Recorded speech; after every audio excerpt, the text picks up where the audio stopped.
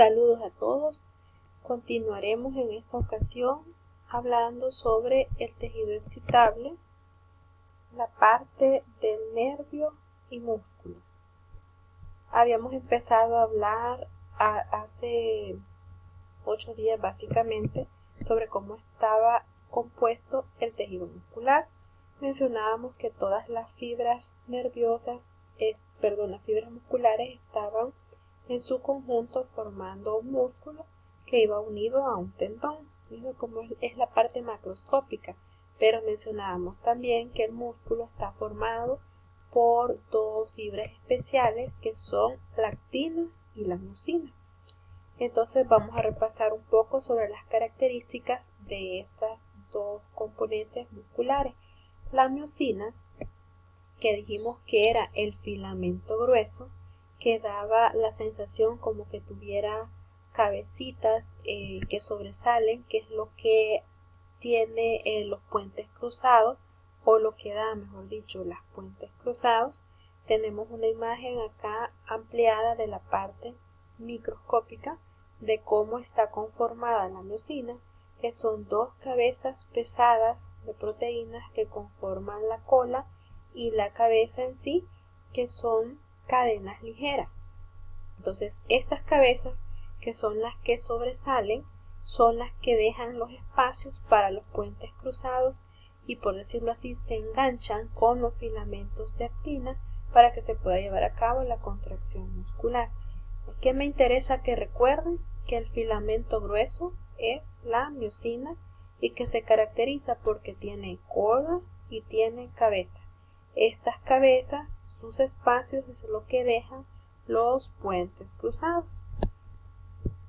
Ahora, con respecto a la actina, que es el filamento delgado, lo comenzábamos a verlo, que están entrelazadas sus proteínas, pero que tienen la característica de tener un área en donde va unido junto a los puentes cruzados, o donde se engancha, por decirlo así, a los puentes cruzados, que está la parte de las troponinas. Estas troponinas tienen sus unidades. A su vez está la troponina C, que es donde se va a unir el calcio, la troponina I y la troponina T. Para fines de esta clase de entender la contracción muscular, vamos a tomar muy en cuenta la troponina C, que es donde se une el calcio. Entonces, la actina, que es el filamento delgado, está formado por dos cadenas que van entrelazadas, y entre ellas está la tropomiosina, y que tiene los espacios de la troponina, que tiene 3 subunidades. El más importante, el calcio. Entonces, ¿en qué nos habíamos quedado en la clase anterior? Estábamos viendo que qué hace que los filamentos de actina se deslicen dentro de los filamentos de miosina. En general, se debe a las fuerzas que se generan por la interacción entre los puentes cruzados que van desde los filamentos de miosina a los filamentos de actina. Y cuando un potencial de acción viaja a lo largo de una fibra muscular, esto hace que el retículo sarcoplásmico libere grandes cantidades de iones de calcio que rodean rápidamente a la miofibría, y ese ion calcio es que va a activar las fuerzas de atracción entre los filamentos de actina y los filamentos de miosina, empezando así la contracción. Por eso les mencionaba anteriormente que la clase de potenciales de acción teníamos que haberla visto antes de empezar a ver la estructura muscular. Bueno, pero lo importante es que tenemos que saber que la interacción entre este puente cruzado con el complejo troponina-miosina de la actina es lo que genera la energía para que se pueda dar la contracción muscular, y que todo viene dado por la activación de un potencial de acción. Entonces, así más específicamente, para que se dé la interacción de un filamento de miosina con los dos filamentos de la actina y del ion calcio para producir la contracción, necesitamos inhibición de los filamentos de actina por el complejo troponina-tropomicina.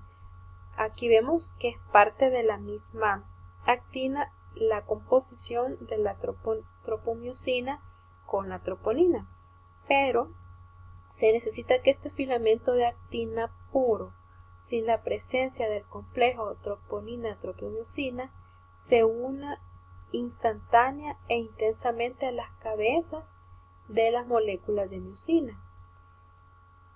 Si este complejo está desactivado, no se va a producir la contracción, pero si una vez es activado por la presencia del ion calcio y también iones magnesio y energía, entonces esa inhibición que hace el complejo troponina-tropomiosina se disuelve y se permite la interacción entre la miosina con la actina y se da la contracción. Entonces, de nuevo recordando, importante saber los valores normales de los electrolitos. Para este caso, el magnesio, que habíamos comentado anteriormente, de 1.8 hasta 2.2 miligramos por decilitro, y que si este magnesio está bajo, entonces no va a ocurrir bien la contracción muscular. Además, se necesita, dijimos, la presencia de ion calcio, que debe estar en valores normales. Ven por qué es importante recordar entonces los valores adecuados de los electrolitos, porque tienen una aplicación práctica en la fisiología para que se dé la interacción entre estos filamentos. Aquí tenemos de nuevo la representación del filamento de la miosina, y aquí tenemos la cabeza, donde sabemos que permite el puente cruzado para la interacción con los filamentos de actina.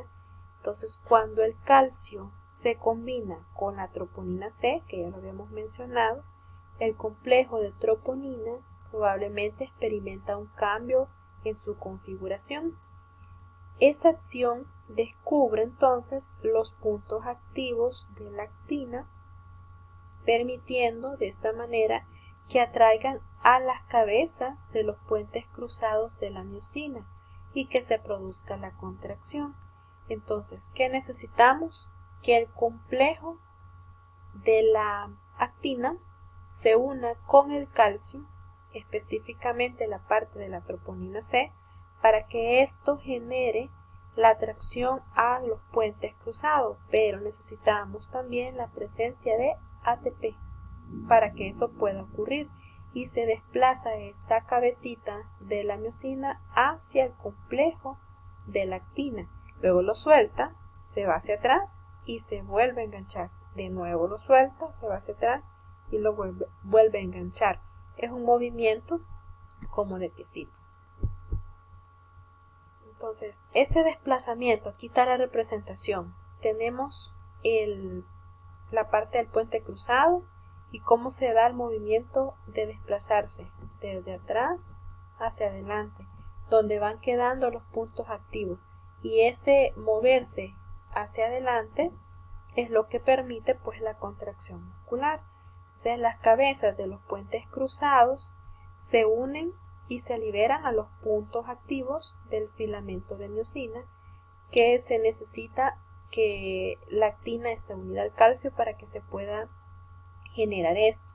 Y ese movimiento que ocurre, el movimiento como en bisagra que está descrito, necesita el golpe de energía o un golpe activo.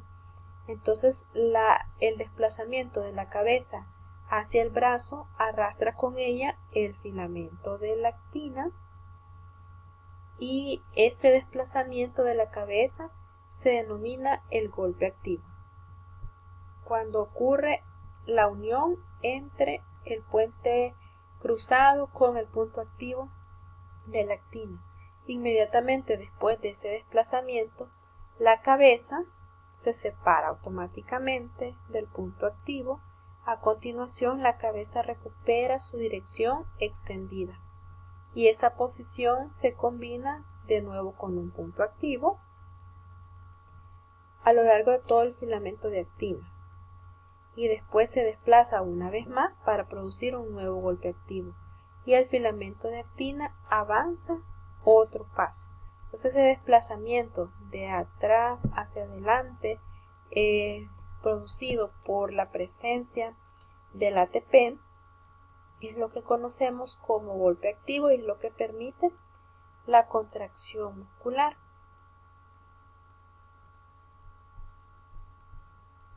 Entonces se necesita que el enlace entre la cabeza del puente cruzado y del punto activo del filamento de actina produzca ese cambio configuracional de la cabeza, lo que hace que la cabeza se desplace hacia el brazo del puente cruzado, produciendo el golpe activo. Una vez que se desplaza la cabeza del puente cruzado, se facilita la liberación del ADP y del ion fosfato, que previamente estaban unidos a la cabeza. En el punto del cual se libera el ADP y se une a la molécula de ATP para que la cabeza se separe de la actina, es decir, que se vuelve a reconstituir. Entonces el ATP es la fuente para la contracción muscular y los fenómenos químicos en el movimiento de las cabezas de miosina.